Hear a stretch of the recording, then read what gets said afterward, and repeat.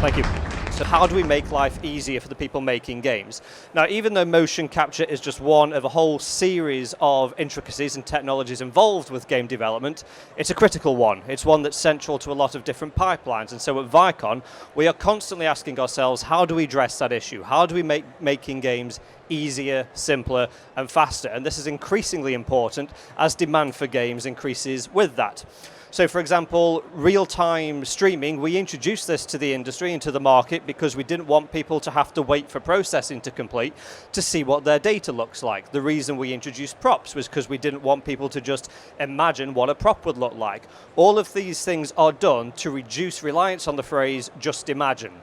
We never really want people to say, just imagine what this character will look like, just imagine what this prop will look like, because when you say that, you introduce ambiguity, you introduce interpretation, you introduce a degradation of confidence in what we're all working towards. So one thing that we are constantly aiming for is how do we remove that need for imagination? How do we just show people what they're working on in that very moment? And one of those things involves retargeting. So I don't want to imagine Victor, wonderful as he is, as a giant robot with a rocket launcher for an arm. I want to see Victor as a giant robot with a rocket launcher for an arm, which is what we're going to work towards. So what we have at the moment is Shogun Live. This is capturing Victor's skeleton. What we now want to do is retarget that skeleton onto our giant robot with a rocket for an arm. I don't need to point out that it's got a rocket for an arm, but I kind of feel like it needs emphasizing because it's the coolest part. So now, Mitch, if we could please move to Shogun Post. So in Shogun Post, this is where we do all of our editing. So we can clean up data, we can reprocess data, and we can refine the data that we've captured in live. What we want to do in this case is take Victor's very, very perfect skeleton and map that over to our giant robot with a rocket launcher for an arm. So what Mitch is doing now is bringing in the skeleton for that. And whereas the white skeleton is Victor's, we're now going to take a look at our pink skeleton, which is that of our new character. Now, if you take a look at this skin, you may notice some subtle differences between the character and Victor. Victor, for example, does not have a rocket launcher for an arm.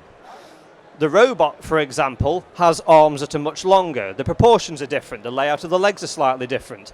Again, we don't want to give customers tools and then say, well, you can't use it for these things. The idea is that this allows creators to have their visions empowered, to see what they need to see in the app at the time. So what this involves is taking each of those bones that exists, we map that to the bones of our retarget skeleton of the character we want to drive, and in some cases where perhaps extra bones exist, we can just switch those off because we don't want those to be influenced in any way by his motion. So once all of that's set up, we can save that, reopen Shogun Live, and import that retarget back into the package, and then with a few magic clicks, we see our retarget X-ray style real time. So this is getting all the benefits of the Vicon system. We're getting really high accurate tracking. We're getting everything in real time. We don't need to reprocess it. We see our character as they are designed in the here and now. Where this is really important is for directors, I can now see my idea coming to life. I'm not reliant on storyboards. I can see not only what it looks like static, but what it looks like in motion. And that's a really important thing because, again, we are reducing that reliance on imagination. From a performance perspective, Victor can now see the character that he is driving, and he can map his performance to that. He understands his proportions. He understands the space he has to work with. He understands that finally, after so many years on this planet, he has a rocket launcher for an arm. These are all the important things that mean that as a team, we can creatively work together to create scenes that are indicative of what will be in the final product. And all these technologies, all these processes, previously you could not do this in real time. You would have to wait for it to be done via the render farm. You would have to wait for your FBX to get processed. We are constantly putting attention on the fact that this needs to be done in real time. We want to get a sense of what will be in the final product today. Now, as exciting as a robot is, I kind of feel like it's missing something. In this case, a giant turtle monster with a tail. If I could please ask Gina to rejoin the scene. A round of applause for Gina, please. So what we have here are two retargets being driven at the same time, but interestingly, these are two very different characters. So you'll see Gina's proportions are completely different to Victor's on the retarget. They're pretty similar as people. but you have this giant turtle monster with huge arms, an extra finger, a tail, which Gina doesn't have, and nevertheless we can set the retarget up to drive those things in a way that's consistent with the creator's vision. Now, we all love games, we all love technology, but I think what we know we're all here for is some wanton violence. So if I could please ask the two of you to destroy each other within reason, that we can then use as a means of prevising our eventual cinematic. So take it away, please, folks. And away we go. So just to emphasize the point I made previously, everything being done here is in real time. What this means is, as a director, I can give feedback to the scene as it plays out. If there's something kind of off with the proportions, or we feel that the performance needs to be modified to better suit the characters as they've been created, that can happen in the volume. It's not something we need to wait on feedback 3 weeks down the line. It can happen in the space. We can record the data, we can review it later, we can play it back. We essentially have the power to really have a clearer sense of what the final product using this data is going to be. Now, if we can wrap this first performance up here, I think we're pretty happy with how it looks in previs. Victor always loses. It's a bit harsh, but we've kind of just accepted this is the way it goes now.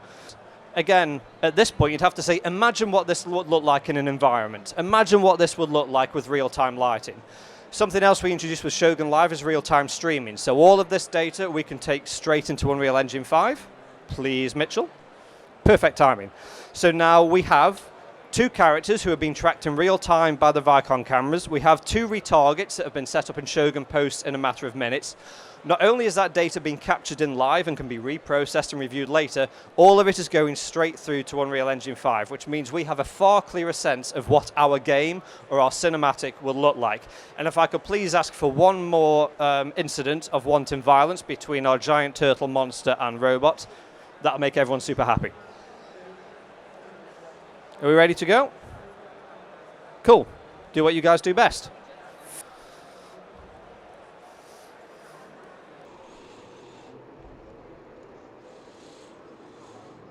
Now, what this really nicely demonstrates is, in the past 5 minutes, we've kind of gone through every single stage of the process, where you can imagine, you can replay this data with different models, you can bring in a different retarget. What it really does is empowers creators to make iterative creative decisions as they go with confidence as to what the final result will be.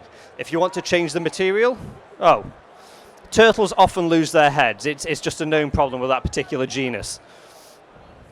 Nevertheless, even though Gina lost her head, literally, the data's still solid.